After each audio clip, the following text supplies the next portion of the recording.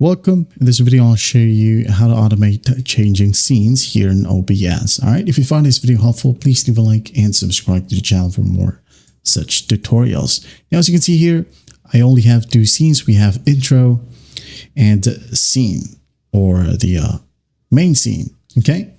So what we'll do is just go ahead over to File, click on it. Now go ahead and click on Settings. So basically, we don't need to manually click on these scenes to be able to change scenes. Okay, we'll have to automate it, okay, by just using our keyboard.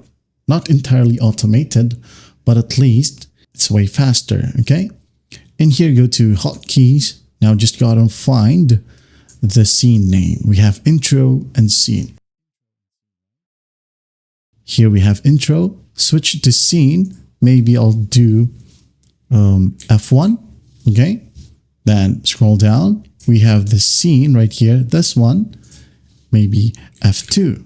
Okay, once that's done, just hit on apply, hit on OK.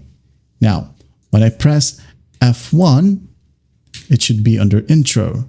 Now, when I press F2, it should go back to scene. That is it. That's how simple it is to automate changing scenes here in OBS. Well, I hope this video helps, and I'll see you in the next one.